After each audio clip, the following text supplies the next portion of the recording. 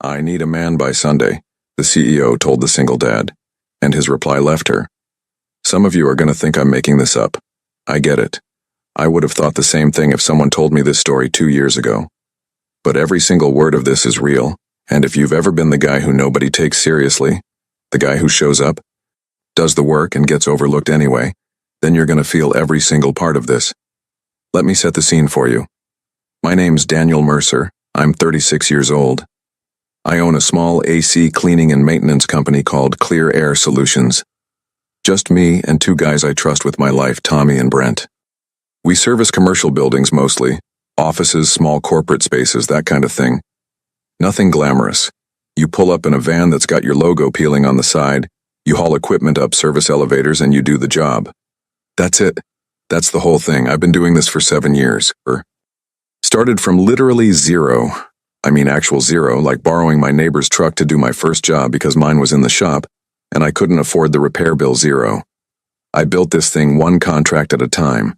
Every single dollar I reinvested back into the business because I have a daughter. Her name's Lily. She's 8.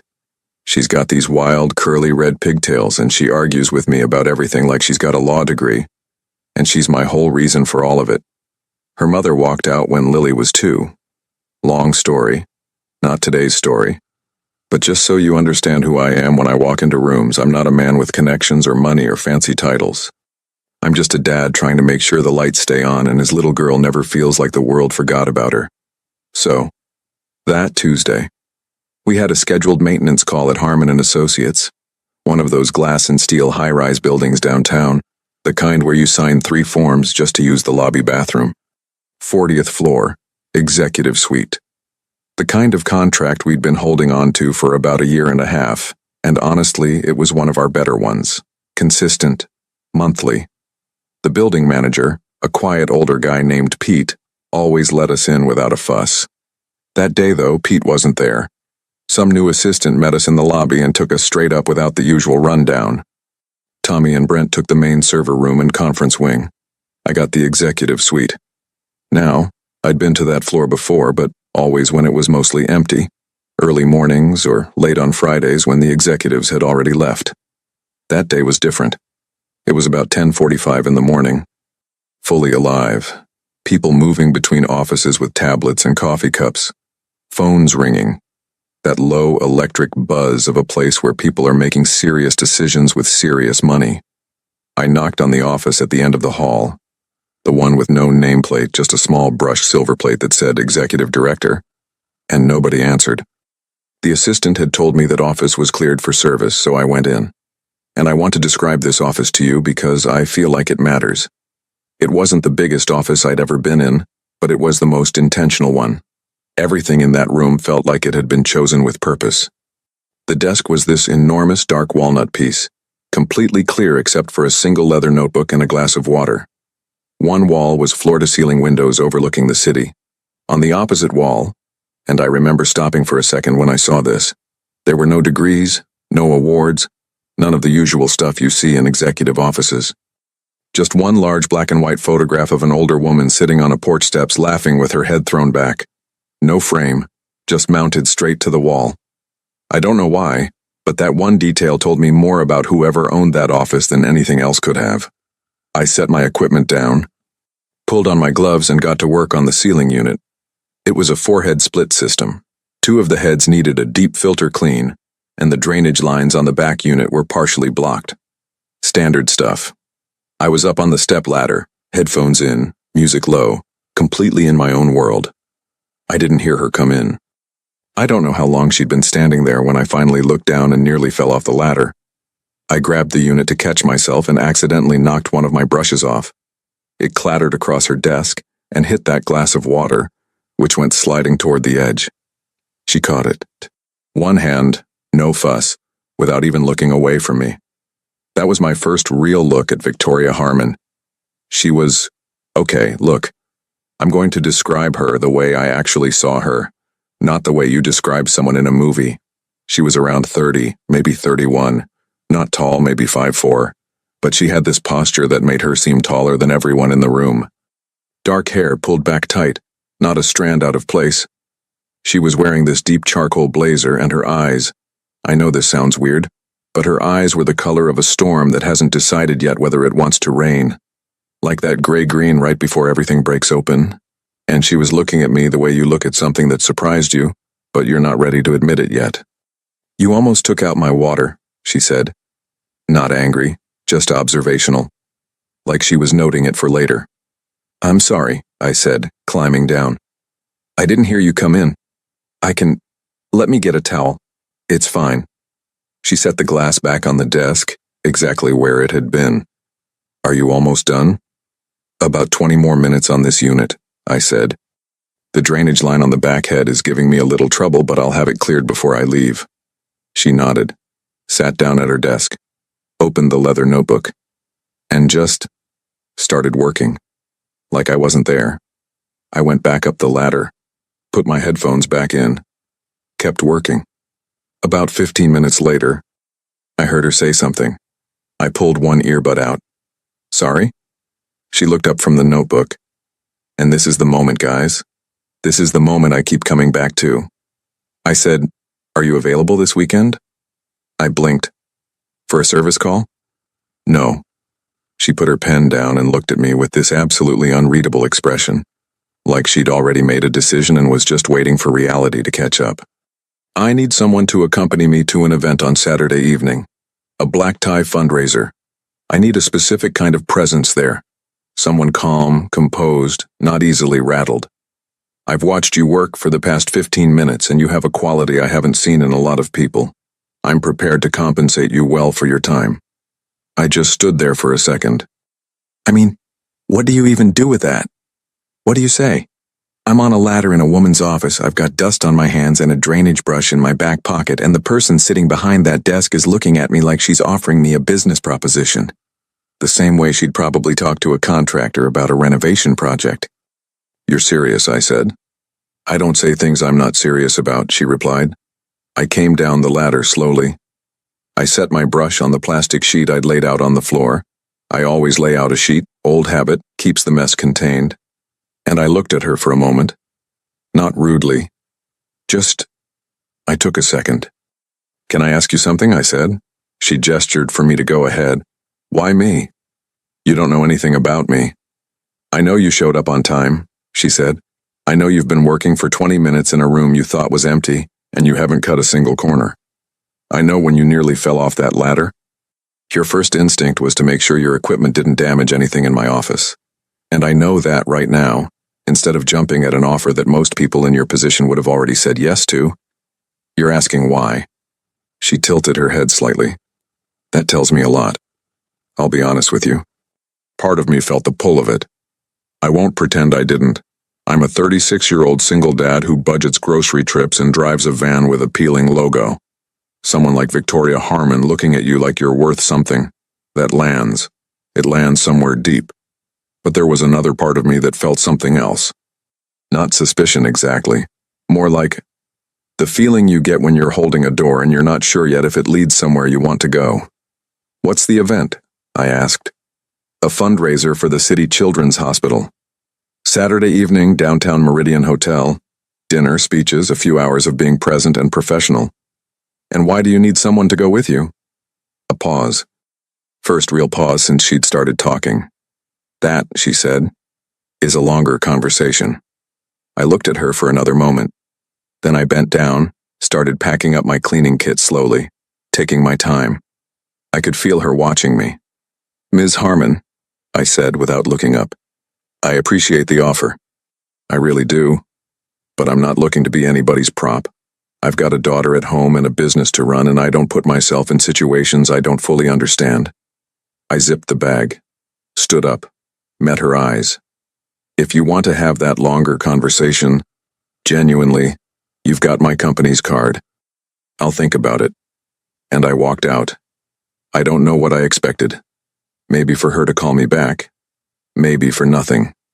I took the service elevator down, loaded up the van, and sat in the driver's seat for about 2 minutes just staring at the steering wheel. Tommy knocked on the passenger window. "You good?" "Yeah," I said. "Just one of those days." I drove home, picked up Lily from school, made pasta for dinner.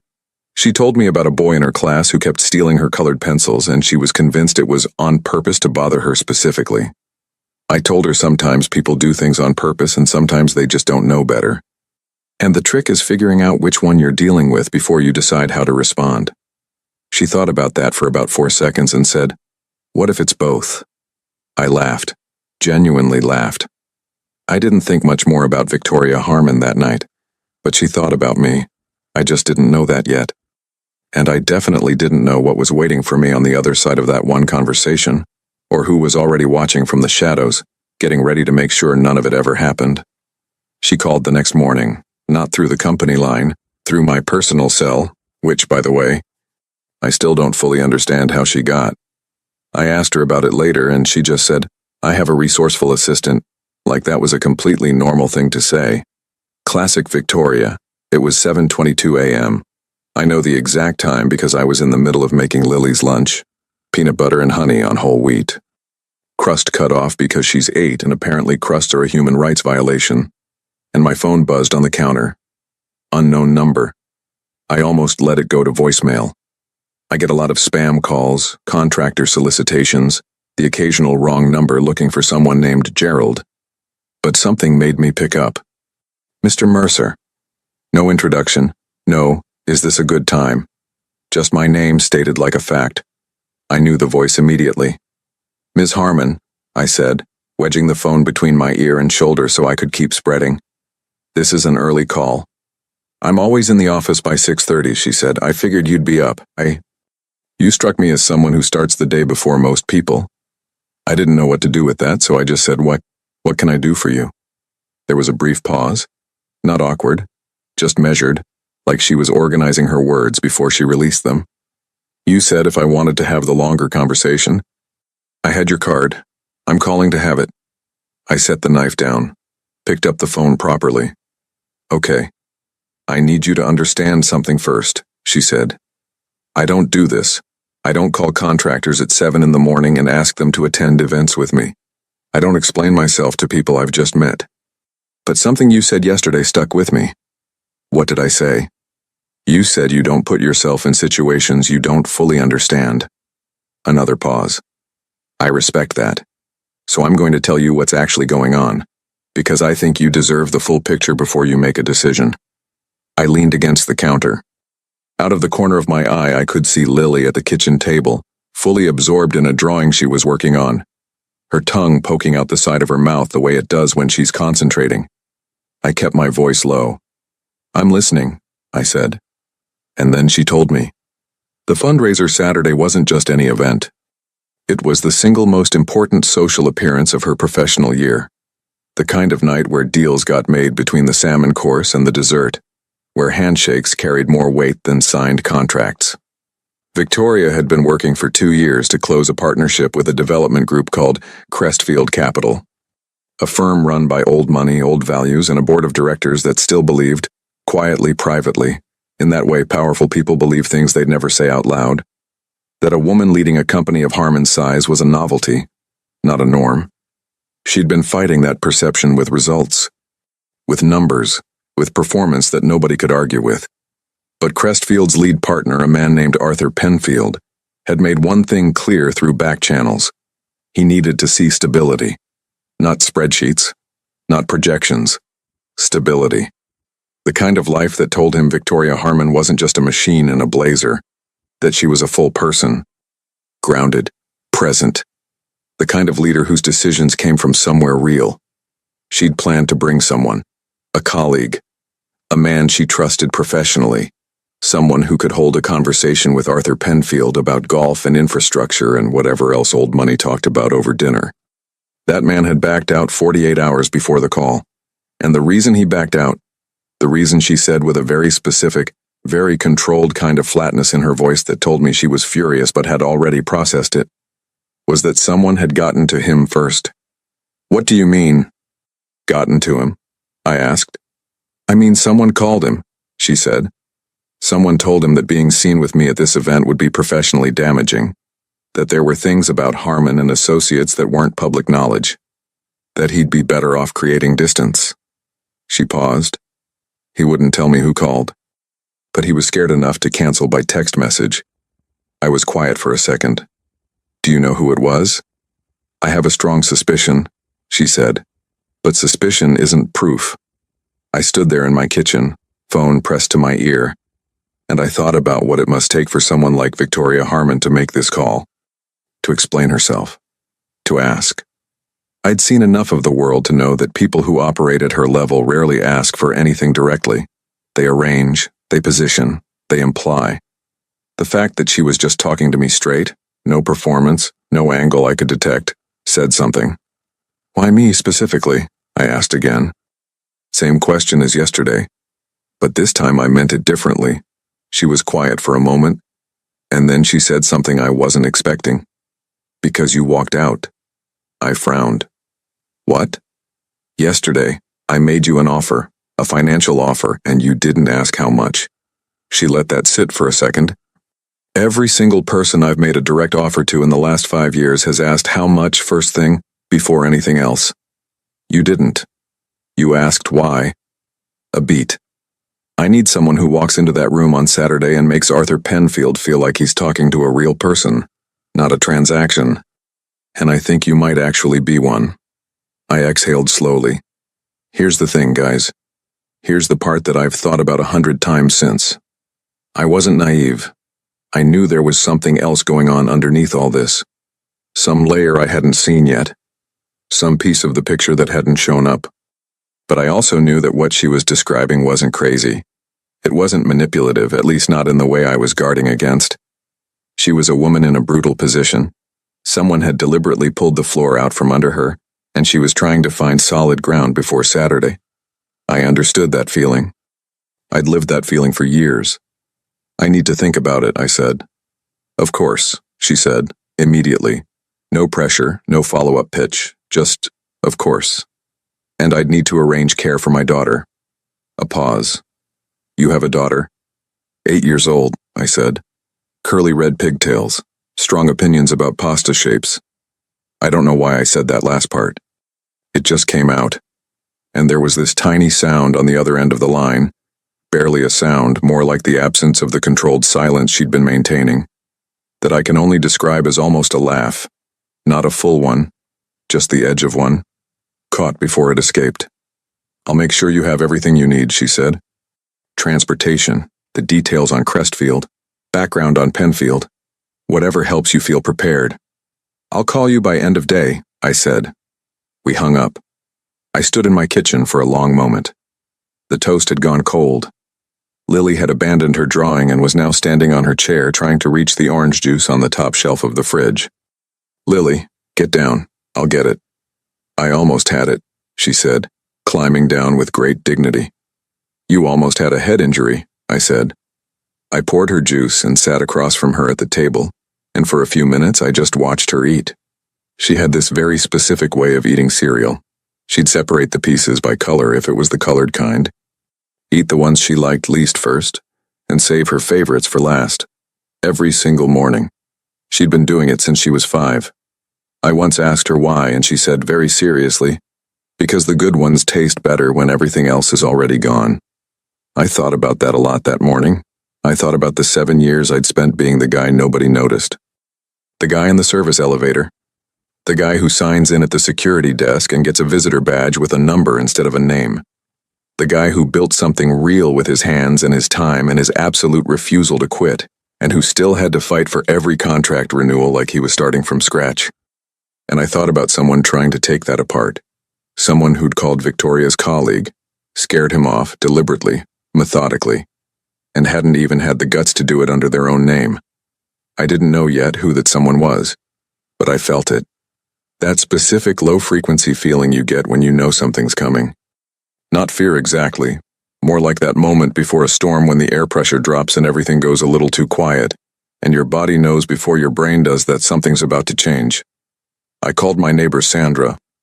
Not the same Sandra from the other story some of you might have read. Different Sandra.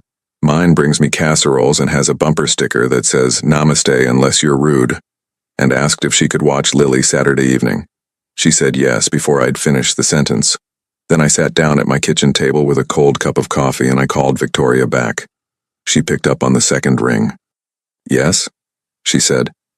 I'll be there, I said. But I need you to do something for me first. What's that? Tell me everything you know about who made that call, because if I'm walking into that room with you, I want to know what's already in the room waiting for us. There was a pause, longer than the others, longer than...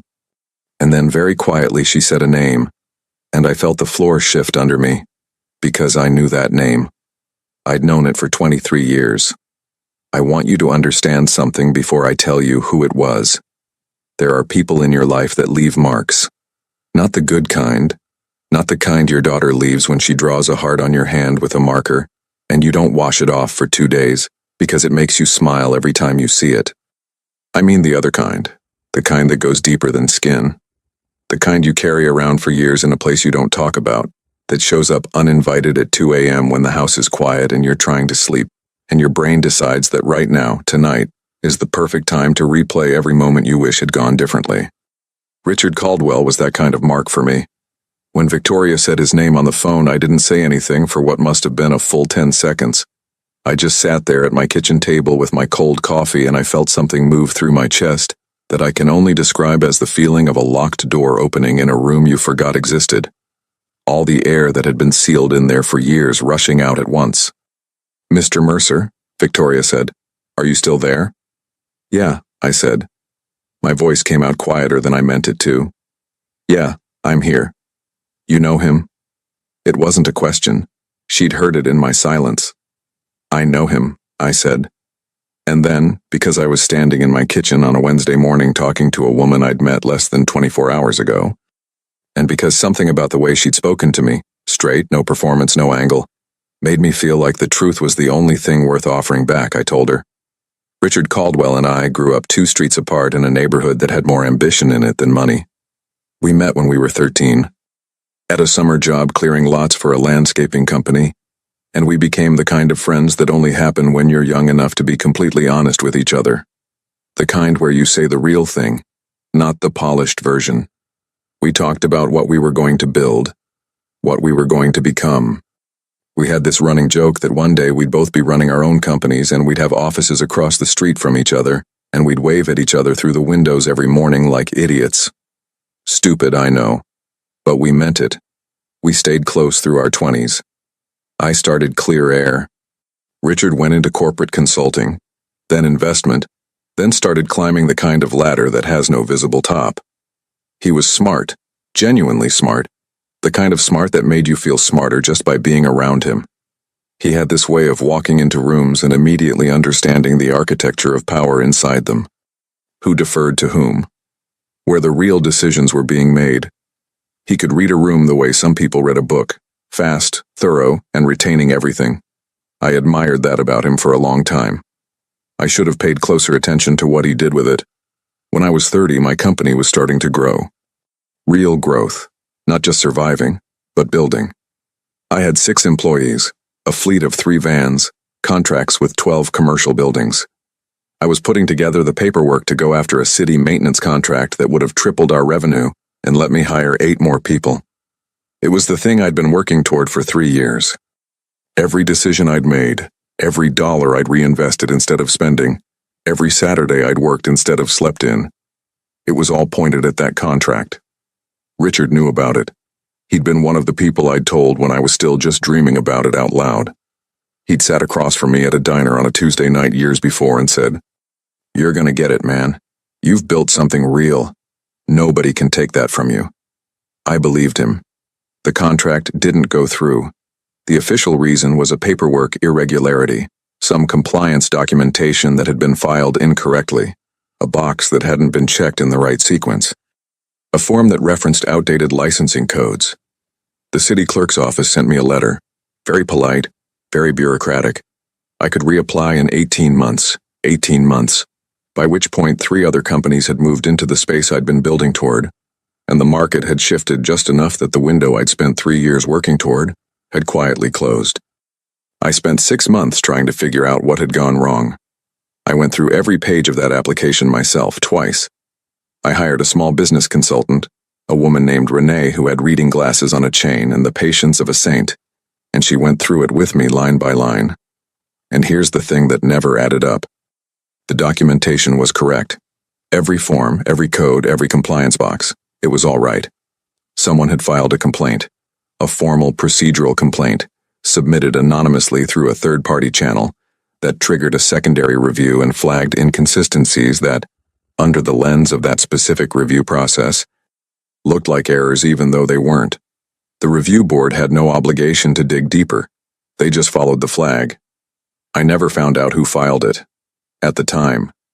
I told Victoria all of this, standing in my kitchen, one hand braced on the counter, voice steady because I'd had years to process it, but the steadiness costing me something even now. I told her about the company I'd had to scale back, the employees I'd had to let go, 2 of them, guys with families, guys who'd trusted me.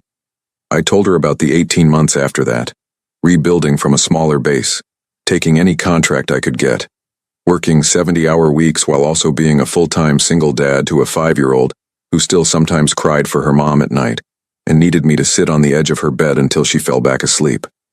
I didn't tell Victoria the part about sitting in my van in the parking lot of a grocery store one night, after dropping off Lily at school the next morning had felt impossible because I didn't know how I was going to keep all the plates spinning, and just stopping.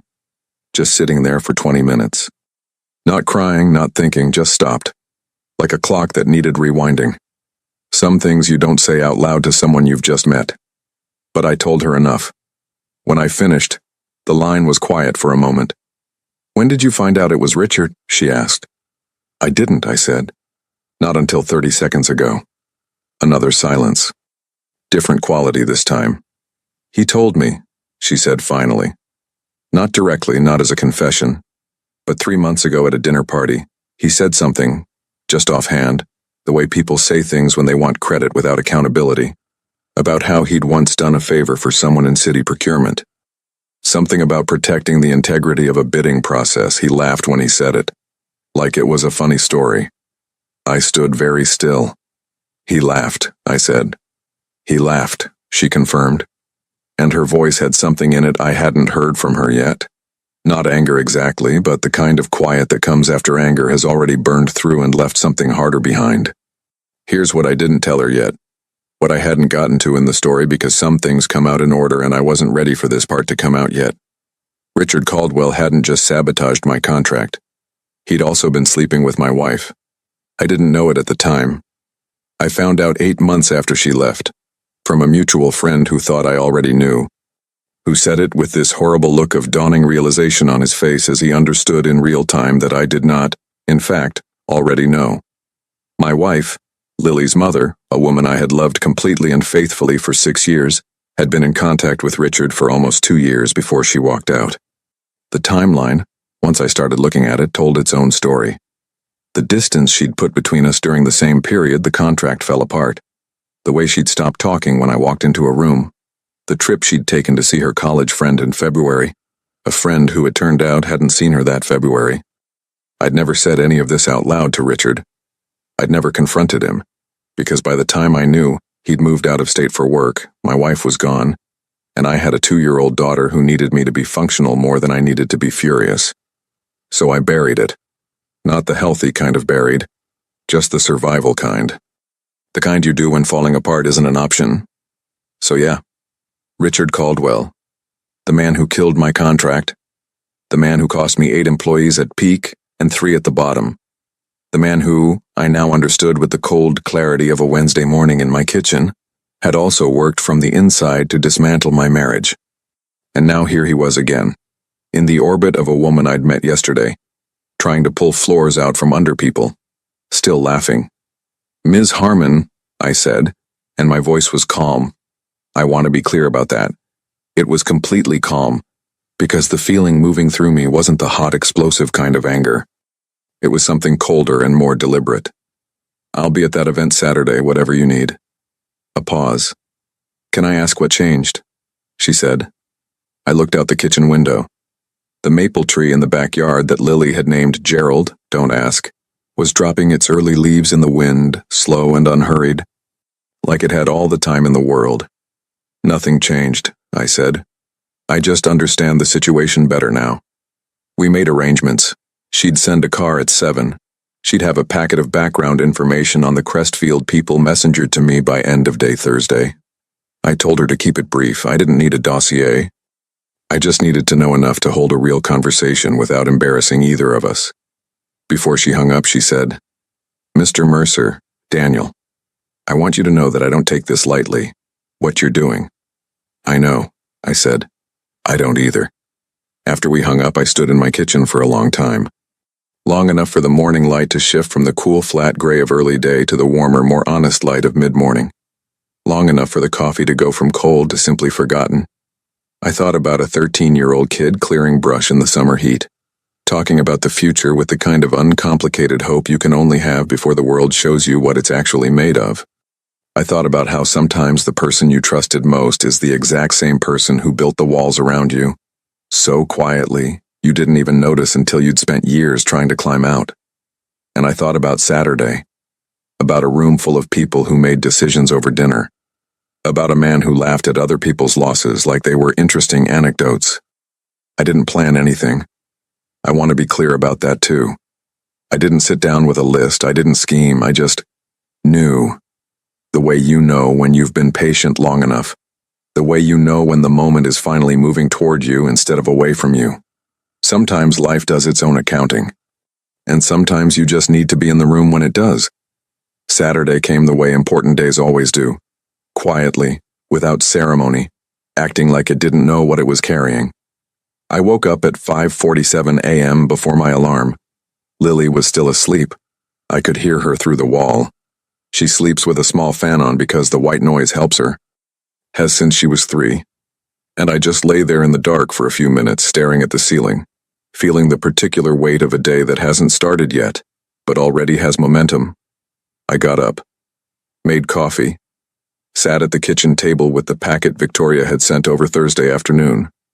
Her assistant, a young woman named Claire who had the energy of someone powered by cold brew and controlled anxiety, had dropped it off in a slim manila envelope with my name written on the outside in what I assumed was Victoria's handwriting. Clean, precise, slightly forward-leaning. The kind of handwriting that doesn't waste space. The packet was exactly what she'd promised. Brief, focused. Arthur Penfield, 64, third-generation old money, semi-retired but still the deciding vote on every major Crestfield partnership. Widower. One son who worked in environmental law in Portland and called him every Sunday. Fly fishing. Restorations of mid-century American furniture. A quietly held belief, according to a note Victoria had added in the margin in that same clean handwriting, that the best deals were made by people who knew how to be still. That last part I underlined. I also noticed, tucked at the back of the packet, a single sheet that wasn't about Penfield or Crestfield at all. It was a printout, an old one, slightly pixelated like it had been pulled from a digital archive, of a business profile piece. A trade publication from about 8 years ago. The headline read, "Young Consultant Richard Caldwell on Building Trust in Corporate Spaces." There was no note attached, no explanation. Victoria hadn't said a word about it in any of our communications since Wednesday. She didn't need to. I read it once, slowly. Richard looked younger in the photo. Same structured jaw, same deliberate smile that never quite reached his eyes if you knew how to look. But younger, less polished, still building the armor. The article quoted him extensively about integrity, about the importance of long-term relationships, about how the most valuable thing in business was your reputation, and how a smart person protected it above everything else. I folded the sheet carefully and put it at the bottom of the packet. I spent the rest of the morning being a dad. Lily woke up at 7:30 with spectacular bedhead and an immediate strong opinion about what she wanted for breakfast, which was waffles, specifically the ones with the blueberries inside, not the ones where you put the blueberries on top because, and I quote, "The ones on top are just decoration and decoration isn't breakfast." I made the waffles. We ate together. She told me about a dream she'd had involving a talking horse who was also a librarian, and I listened to the whole thing with complete seriousness because that is the social contract of being a parent. Around noon, Sandra came over. My neighbor. Namaste unless you're rude, Sandra. With her reading glasses already on top of her head and a tote bag full of craft supplies. She and Lily had an ongoing project involving model aircrafts made from recycled cardboard that I absolutely did not understand, but that Lily was deeply committed to. I thanked Sandra. She waved me off like I was being dramatic. I showered, dressed, and stood in front of my mirror in a way I probably hadn't in years. The suit was a navy wool blend I'd bought 4 years ago for a friend's wedding and worn exactly twice. It still fit. The shoulders were right. The jacket sat clean. But I'd had it pressed at a dry cleaner Thursday morning just to be sure. White shirt, no tie, because the notes had said black tie optional, and I'd made a deliberate choice to land on the optional side of that. Not because I couldn't do the tie, because walking into a room slightly less formal than everyone else, when you carry yourself right, sends a specific message. It says I chose this, it says I don't need the armor. I looked at myself for a long moment. I thought about Daniel Mercer at 30, sitting in a parking lot in the dark, running on empty. I thought about Daniel Mercer at 36, standing in his bathroom mirror going somewhere that mattered. I exhaled. Fixed one shirt button, left. The car Victoria sent was a dark charcoal sedan, clean and quiet, driven by a man named Oscar, who had the professional bearing of someone who had seen enough interesting things in his career to be completely unshakable. He nodded when I got in and didn't make small talk, which I genuinely appreciated. I watched the city move past the window and I kept my breathing even and I thought about still water. We picked up Victoria at her building, a sleek residential tower 3 miles from her office. I got out to meet her, which felt like the right thing to do, and when she came through the lobby doors I had about 2 seconds to recalibrate every mental image I'd been carrying of her since Tuesday. She was wearing a deep midnight blue gown. Not showy, not loud. The kind of dress that understood that the person wearing it was the statement, not the fabric. Her hair was down for the first time, dark and straight to her shoulders, and she'd left most of her face bare except for a dark lip. She walked the way she always walked, like the floor was exactly where she decided to put it. She looked at me. I looked at her. "You clean up well," she said. "So do you," I said. She almost smiled. "Shall we?" The Meridian Hotel downtown was the kind of place that made you feel slightly underdressed regardless of what you were wearing, with ceilings that seemed to go up about 4 floors past where they needed to, and lighting that was warm enough to be flattering, and dim enough to be strategic. The fundraiser occupied the entire East Ballroom, round tables in ivory linen, centerpieces that managed to look effortless in the way that only very expensive things do, a live quartet in the corner playing something I recognized but couldn't name. The room was already half full when we arrived. Victoria moved through it with a fluency that was something to watch. She knew the geography of every conversation, when to stop, when to keep moving, when to let a smile do the work, instead of words. She introduced me simply, every time, as Daniel, a colleague. And I understood immediately that this was intentional, that the ambiguity of it was the point, and I played it exactly right, which meant I just acted like a person instead of a role. I talked to people, real conversations. An architect from the hospital's building committee who was passionate about acoustic design in pediatric spaces. I knew more about HVAC systems in medical buildings than most people in the room, which turned out to be surprisingly useful. A woman who ran a mid-sized logistics company and spent 15 minutes telling me about her father's garage workshop where she'd learned to fix engines. I listened. I asked questions. I was genuinely interested, which is the only version of interested that works. Arthur Penfield found us about 40 minutes in. He was shorter than I expected, stocky with a broad face and a handshake that told you immediately how he felt about character. White hair, heavy silver watch, a dark green tie that had probably been expensive 30 years ago and had been worn so many times since that it had become something better than expensive. He had the eyes of someone who'd spent a lot of time outdoors looking at distances, that slight permanent squint that comes from years of reading horizons. He shook Victoria's hand first, warmly, like he genuinely liked her and was still making up his mind about something. Then he turned to me. "And you are," he said, not unfriendly, just direct. "Daniel Mercer," I said. "I run a commercial maintenance company, Clear Air Solutions." He nodded slowly, like he was filing that. "You in this world long?" 7 years building it, I said. "Started with a borrowed truck and one contract." Something shifted slightly in his face. Not dramatic, just a small recalibration. What kind of contracts do you run now? Commercial mostly, 12 to 15 buildings at any given time. We're small, but we're precise. Every job I take, I can tell you exactly what my team did and why 3 years later. He looked at me for a moment. Really looked. That's a specific kind of pride, he said. It's the only kind I know how to have, I said. We talked for a while. About building things. About the difference between growing fast and growing right. About his son in Portland briefly. Because he mentioned him and I asked a real question about it and he answered with the soft, particular warmth that fathers have when someone asks about their kids without an agenda. Victoria stood slightly beside me the whole time, contributing when it was natural, letting the conversation breathe when it didn't need her. And I could feel it. The way the dynamic in that small circle was settling. The way Penfield was relaxing into the conversation instead of evaluating it. The way his posture, about 20 minutes in, stopped being the posture of a man conducting an assessment and became the posture of a man simply talking. I don't know exactly when I became aware that Richard was in the room. It wasn't dramatic. There was no moment where the music stopped or the lighting changed. It was just that particular shift in the air I told you about, that low-frequency thing. And I looked up from a conversation with Penfield about fly fishing spots on the Gallatin River and scanned the room once. Calmly, and there he was. Across the ballroom. Dark suit, that same structured jaw. Older than the photo in the packet, more polished, the armor fully assembled now. He was talking to a group of 3 men near the bar, animated, his hands moving the way they always had when he was performing. Because that's what it always was with Richard. A performance. And I'd just been too close to it for too long to see the stage. He hadn't seen me yet. I looked back at Penfield. Kept talking. Kept my voice exactly level.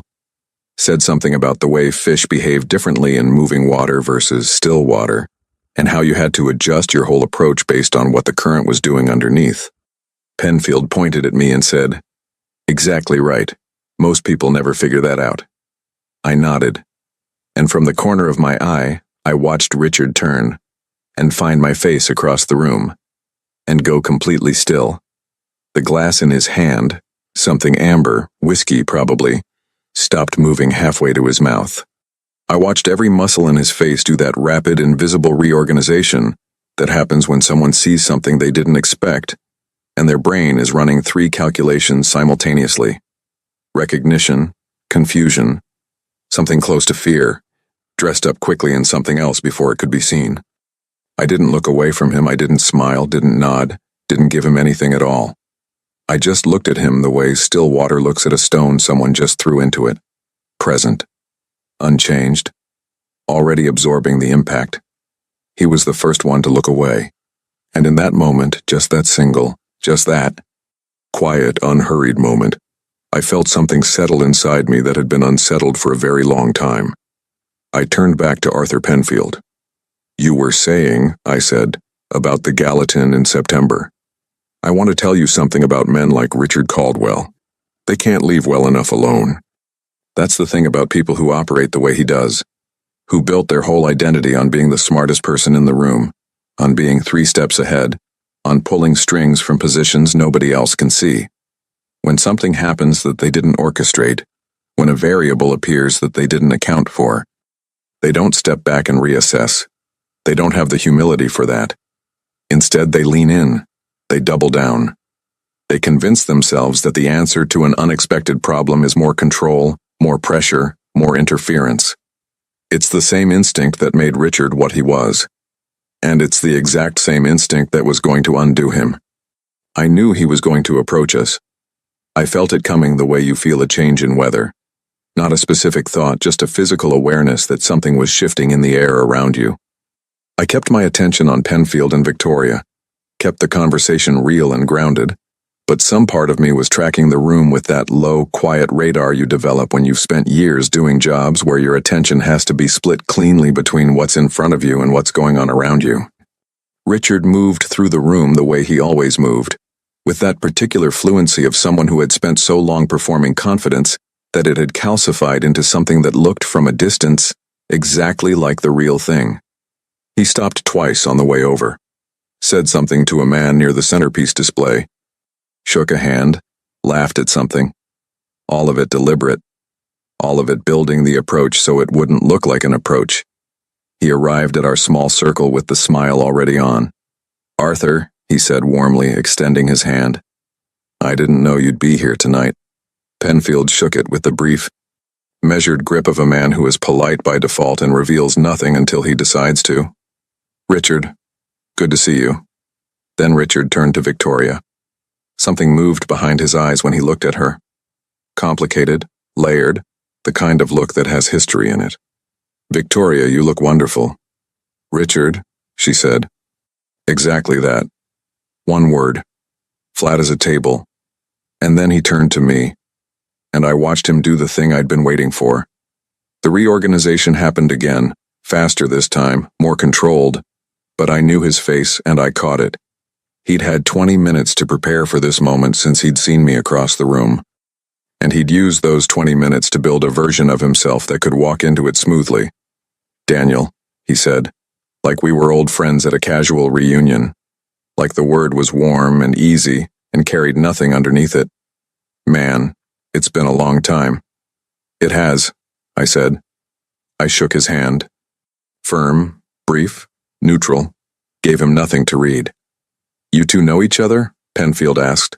Just curious, the natural question. "Old friends," Richard said, before I could say anything. "Grew up in the same neighborhood. Haven't seen each other in what, 6, 7 years?" "Something like that," I said. "What are you doing these days?" Richard asked me, and his tone had that specific texture, friendly on the surface with just the faintest edge underneath, like a tablecloth laid very precisely over something you're not supposed to notice. It was the tone of a man who already knew the answer and was asking the question to establish a frame. To position me. "What are you doing these days?" Meaning, let's remind everyone in this circle exactly where you stand. "Running my company," I said. "Clear Air Solutions. Commercial maintenance. We've been growing well." "Great," he said, nodding. "That's great, man. Good for you." 2 sentences. Both of them technically positive. Both of them landing in the air with the weight of a door being closed. Good for you. The 3 words most specifically designed in the English language to say the opposite of what they say. I watched Penfield's face. Just a flicker, the faint narrowing that comes when someone with good instincts detects a frequency they don't like but can't quite name yet. Richard turned slightly toward Penfield, a physical redirect so smooth you'd almost miss it. "Arthur, I wanted to reach out to you this week, actually. I've been looking at the Crestfield fund structure and I had some thoughts about the Western portfolio that I think could be interesting. Do you have a few minutes before dinner?" And there it was. I understood it immediately. The whole geometry of it. Come in through warmth, neutralize me with 2 sentences, redirect Penfield's attention toward a private conversation, physically separate him from Victoria before the evening could do what Victoria needed it to do, pull the floor out from under her again. Same move as before, just executed in real time instead of through a phone call. Penfield glanced at his watch. "I've got about 10 minutes before I need to find my seat. Walk with me to the bar." Richard nodded, touched Penfield's elbow lightly, the classic guiding gesture of someone who steers people without them noticing, and began to move. And then Penfield stopped. He turned back to our small circle and looked at me directly. "Daniel, you said you started with 1 contract and a borrowed truck?" "Yes, sir," I said. "Come with us," he said. "I want to hear more of that." It was such a simple thing. Just an old man who liked talking to people who had built something real. But I watched Richard's face in the half-second after Penfield said it, and I saw something crack open behind his eyes before he sealed it back up. The 4 of us moved to the bar together. Victoria stayed close, reading the room the way she always did, contributing precisely when it was useful. Richard recalibrated in real time. I could see him doing it, shifting from the plan he'd walked in with to an improvised version, which was always more dangerous because improvised Richard was sharper and less predictable. He spent the first 5 minutes talking to Penfield about the Western portfolio, and it was genuinely impressive. He knew his material cold, spoke about it with the fluency of someone who'd prepared extensively, and Penfield was engaged. I let it run. I wasn't there to interrupt or compete. I just stood slightly to the side, held my drink, and listened. Then Richard made his mistake. It was subtle. If you didn't know him, you would have completely missed it. Penfield had made an observation about the risk profile of one of the Crestfield holdings, a mid-sized infrastructure project in the Northwest. And Richard, comfortable now in his element, said something that I think he didn't fully intend to say out loud. Honestly, Arthur, risk profiles are only as accurate as the information going into them. Most people don't account for what you can control on the front end. The real advantage is knowing which variables to manage before they become public. Penfield looked at him. Not sharply, just looked. With those outdoor eyes that had spent years reading distances and making quiet judgments. Manage how? Penfield said. And Richard, 1/2 second too confident, said, strategic positioning. Making sure the right people have the right information at the right time, and the wrong people.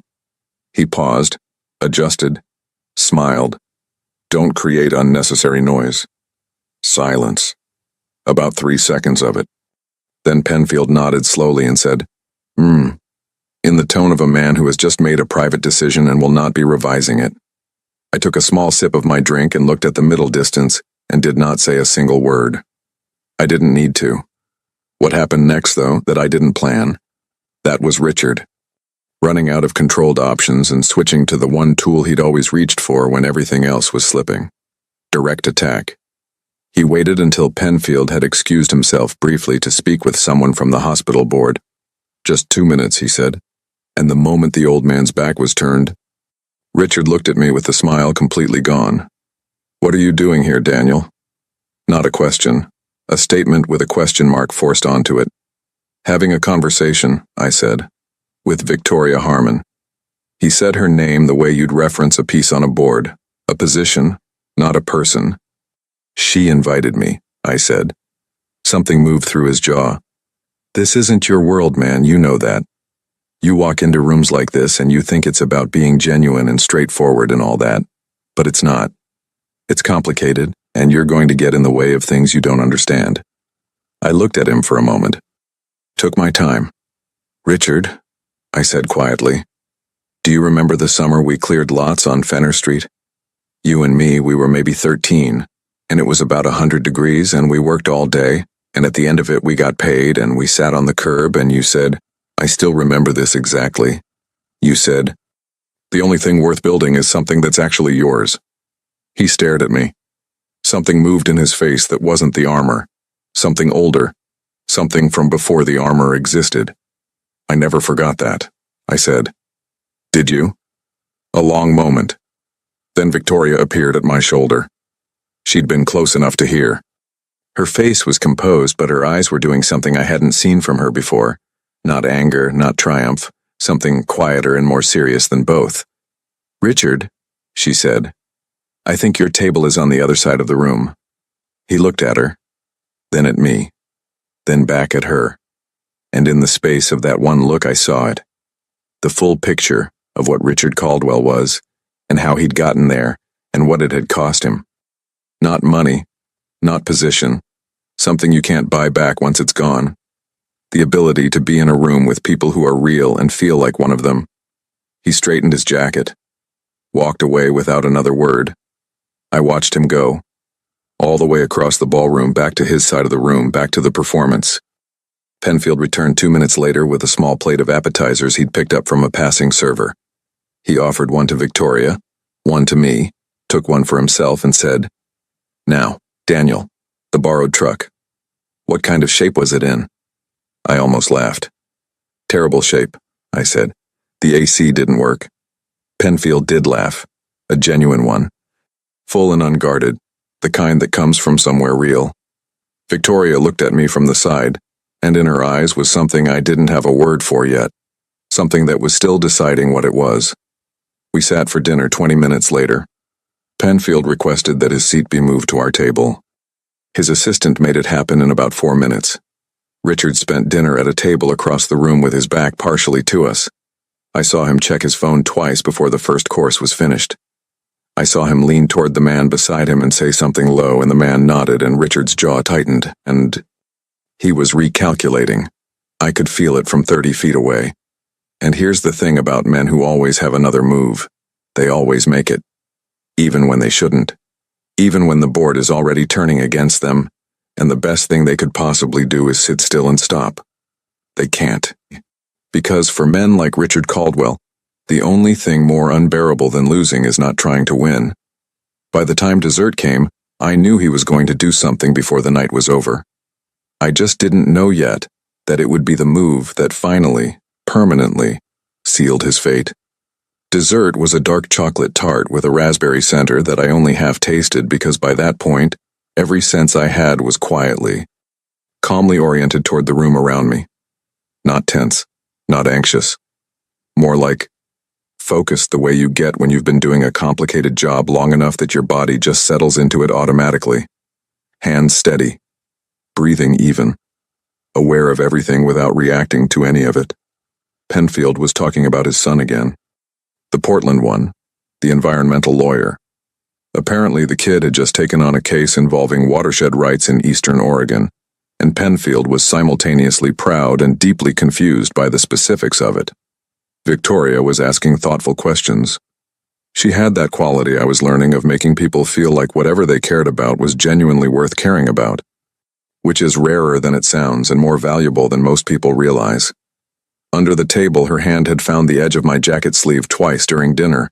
Not dramatically, just briefly, the way people touch something solid when they need a quiet moment of grounding.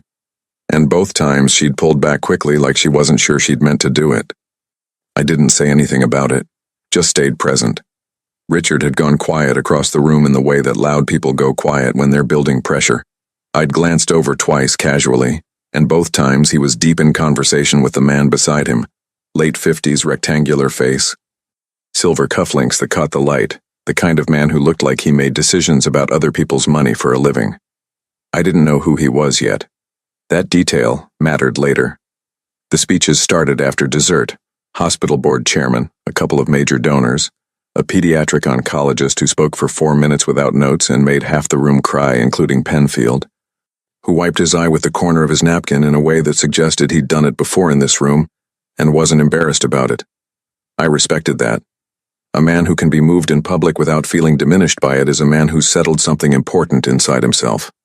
When the speeches ended and the room loosened back into conversation and movement, Victoria leaned slightly toward me and said quietly, "Penfield asked his assistant for your company's contact information during dinner." I looked at her. "He didn't mention it to you?" she said. "No," I said. She nodded once, and something at the corner of her mouth moved in a way that on anyone else would have been a full smile. On Victoria, it was the equivalent of a standing ovation. I should have let myself feel that more in the moment. I know that now. But the thing that was moving toward us across the room hadn't arrived yet, and some part of me was still waiting for it. It arrived in the form of Richard Caldwell and the man with the silver cufflinks, approaching our table together with the particular coordinated energy of people who have just agreed on something. Richard stopped at the edge of our table. Penfield looked up. Victoria looked up. I looked up. "Arthur," Richard said, "I'm sorry to interrupt. I wanted to introduce you to someone." He gestured to the man beside him. "This is Warren Fitch. He's been with the Delacroix Group for 12 years. They're the firm I mentioned earlier regarding the Western portfolio restructure." Penfield extended his hand. "Warren, I know the Delacroix name." "Mr. Penfield," Fitch said, "it's genuinely an honor. Richard's told me a lot about you. And then, and this is the part I want you to pay attention to, because this is where Richard made the move I'd been waiting for, the one that was going to cost him everything. He turned to me. Not to Victoria. To me. Specifically, deliberately, in front of Penfield and Fitch, and anyone else close enough to hear. "Daniel," he said with a smile that was constructed so carefully it almost looked real. "Warren was asking about some of the vendors in the Harmon Building Network. Apparently there were some compliance questions raised recently about a maintenance contractor, something about improper chemical disposal reports filed with the city. I'm sure it's nothing, but Warren thought you might be the right person to—" He didn't finish the sentence. He didn't need to. The damage was in the setup, not the conclusion. in front of Arthur Penfield, who was evaluating Victoria's entire professional world, in front of Warren Fitch, who was connected to money and would carry this moment into other rooms. The implication was fully loaded in those two sentences. Compliance questions, improper chemical disposal, maintenance contractor, all of it pointing without ever saying my name explicitly, directly at me, and by extension at Victoria for bringing me here. It was elegant in the way that a knife is elegant, designed for a single purpose. The table went quiet. I felt Victoria go very still beside me. Not the stillness of someone frozen, the stillness of someone making an extremely fast decision.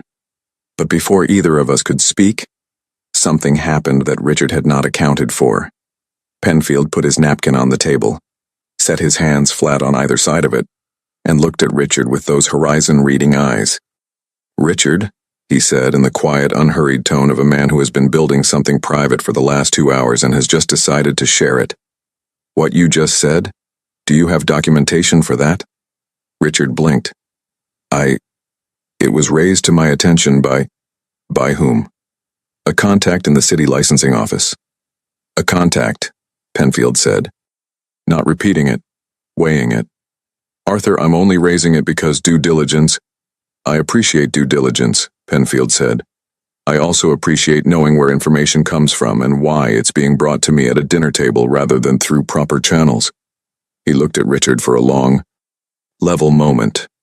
"In my experience, Richard, when someone volunteers damaging information about another person in a social setting, there are two possible explanations. Either they genuinely believe the information and have the standing to present it properly, in which case they do exactly that, properly, or they have a different reason for wanting that information in the room." He picked up his water glass. "I've been in business for 40 years. I can usually tell the difference." The silence that followed was the kind that has texture. You could feel every person at the table breathing. Richard's jaw was working, just slightly, just enough. "Mr. Fitch," I said, and my voice came out level and clear. "My company's compliance documentation is current and complete. I'd be glad to have it sent to you directly on Monday morning if there's any genuine question. Every filing, every inspection report, every city certification for the last 7 years." Fitch looked at me, then at Richard. Something was moving behind his eyes. A recalibration. "That would be fine," he said carefully. "And while we're at it," Victoria said, and her voice had that particular quality now, the one I'd heard on the phone. That flatness that came after the anger had already burned through and left something harder and more precise in its place. "I'd like to know which contact in city licensing has been sharing information from our building's vendor files, because that would be a significant data breach and it would require a formal inquiry." She looked directly at Richard. "Unless, of course, the information didn't actually come from licensing at all, in which case we'd have a different kind of problem." Richard said nothing. And that nothing, that specific, loaded, irretrievable silence, was the moment. That was the crack in the foundation that everything else fell through. Warren Fitch cleared his throat quietly and said, "I think I may have misunderstood the situation." He looked at Richard. "I'll let you two sort this out." He nodded to Penfield. "Arthur, good to meet you." He walked away from the table with the focused directness of a man removing himself from something before it got on him. Richard stood there alone at the edge of our table. I want to describe his face to you because I spent years imagining what it would feel like to see Richard Caldwell without his armor on, and the reality of it was nothing like what I expected. I always thought it would feel like satisfaction, like something hot and vindicating. But it didn't feel like that at all.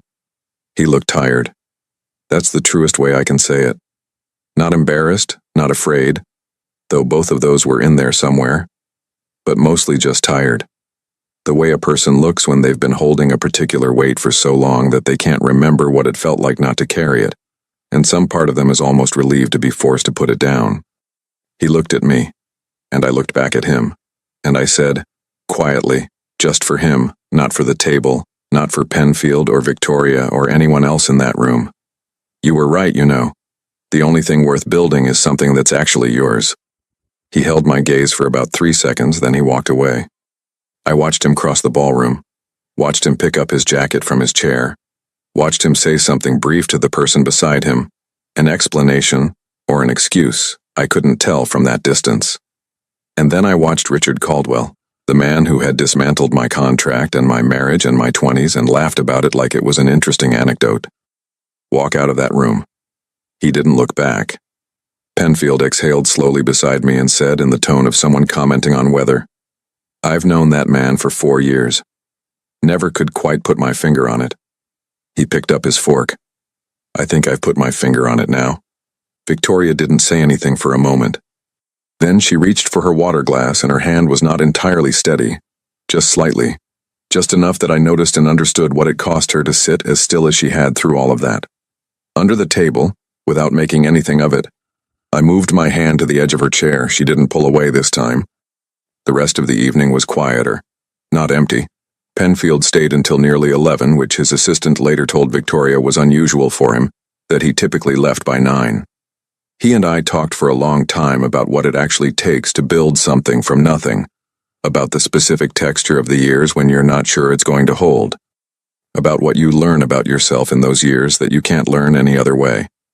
At some point, Victoria joined the conversation, and I watched her, this woman who ran a company with 40 employees and negotiated deals that moved real money, talking about her grandmother, who had run a small alteration shop for 30 years and had more dignity per square foot than anyone Victoria had ever met in a boardroom. I thought about the photograph on her office wall, the old woman on the porch steps laughing. I understood that photograph now. Oscar picked us up at 11:15. The city was quiet in that particular way it gets late on Saturday. Not empty, just different. The daytime version of itself packed away and something more honest left in its place. Victoria sat beside me in the back seat and we were both quiet for a while. The good kind of quiet. The kind you can only have with someone after something real has happened between you. "He's not going to recover from tonight," she said eventually. Not with satisfaction, just as a fact. "No," I said. "No, he's not." She was quiet for another moment. "The compliance complaint he tried to reference. I had my legal team look into something similar 2 weeks ago when I first suspected it was him. There was a filing. Anonymous. Same pattern as what happened to your city contract." I looked at her. "I was going to tell you before tonight," she said. "But I wanted to wait until I had something more solid." She met my eyes. "I have something more solid now." His voice, his words, in front of Arthur Penfield and Warren Fitch. Fitch is going to go back and tell people what he saw. That's how Richard's world works. The same network he used to move through is the one that's going to carry this story now. I nodded slowly. "There's also something else," she said. She reached into her small clutch and produced a folded piece of paper, thicker than regular paper, the kind that comes from a legal pad. She held it out to me. I unfolded it. It was a copy of an internal memo, dated 8 years ago. Harmon and Associates letterhead, which meant Victoria had found it in her own company's archives. It was addressed to a city procurement liaison, referencing a procedural complaint filed against a vendor. Complaint number, date, signature. The signature was Richard Caldwell. He'd filed it on company stationery, his company at the time, a consulting firm he'd been running, which meant there was a paper trail. A real one. Not anonymous. His name, his firm, his letterhead, connected directly to the complaint that had killed my city contract.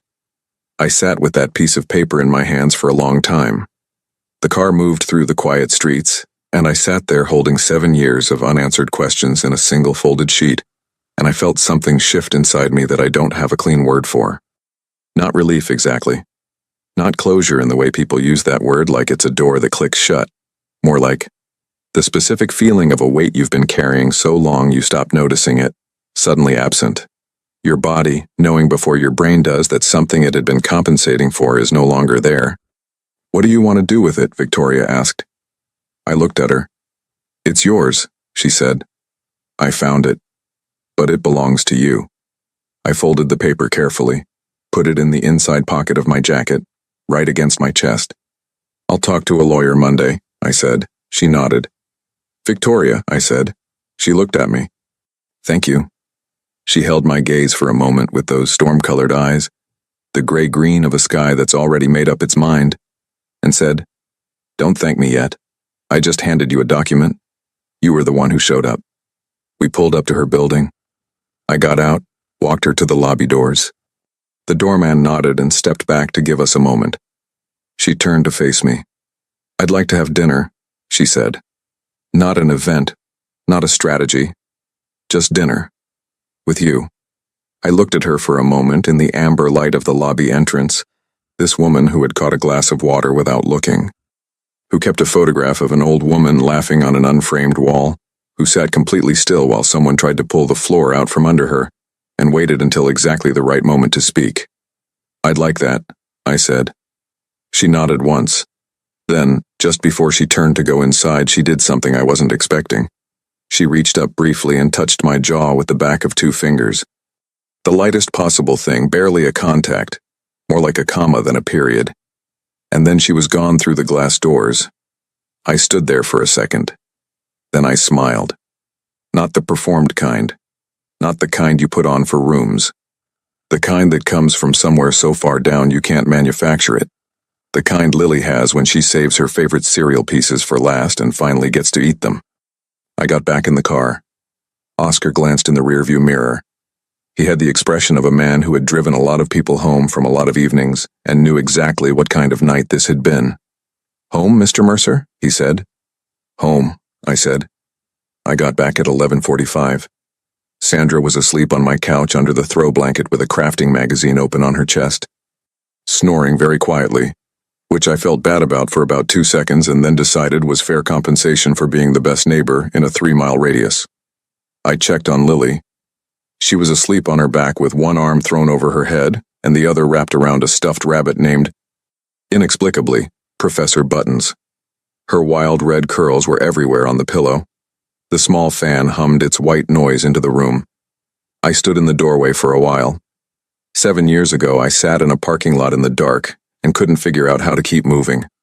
7 years of early mornings and late invoices and service elevators and being the guy nobody looked at twice.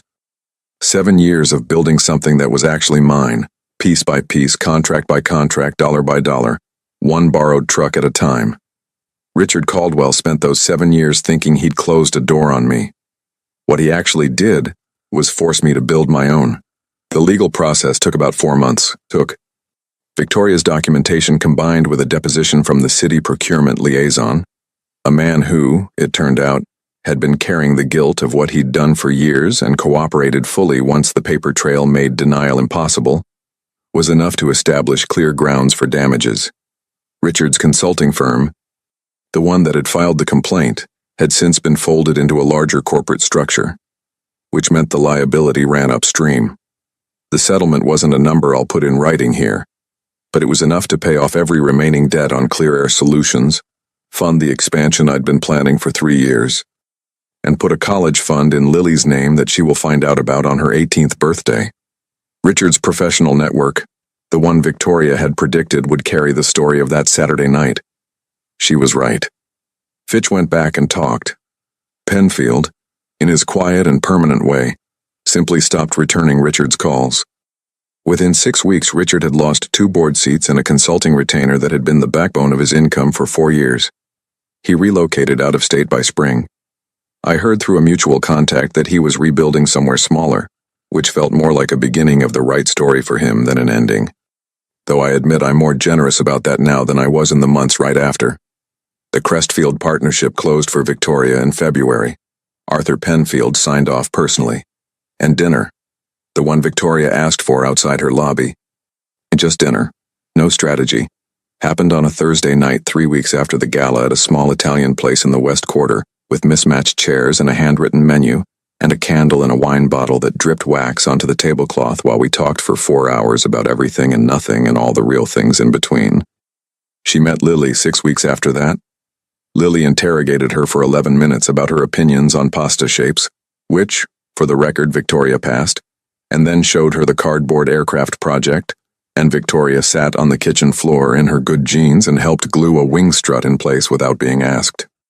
I watched that from the kitchen doorway, and I thought about what Lily had said about the cereal. The good ones taste better when everything else is already gone. She's 8 years old, and she already knows the most important thing. I don't know what the next chapter looks like exactly. I'm not someone who maps too far ahead anymore. I did that once. had the whole picture planned out, and life came along and rearranged it, and I spent years putting the pieces back in a different order. The order they're in now is better, even if I couldn't have drawn it in advance. What I know is this. I've got a daughter who argues with me like she's got a law degree and saves the best things for last. I've got a company that is actually mine, built from zero, built right. I've got a woman in my life who catches glasses of water without looking and keeps photographs of joy on her walls without frames. And I've got the specific quiet satisfaction of knowing that the man who spent years trying to make me invisible ended up being undone not by anything dramatic or explosive, not by a confrontation or a revenge plot or anything cinematic, but simply by being exactly who he was. In a room full of people who were paying attention. That's the thing about character, yours and theirs. It always, eventually, shows up. That's all I've got. If any of this landed for you, if you're one of those guys who's been carrying something heavy and building something real and wondering if it's ever going to count, I just want to say, stay in it. Stay steady. Do the work.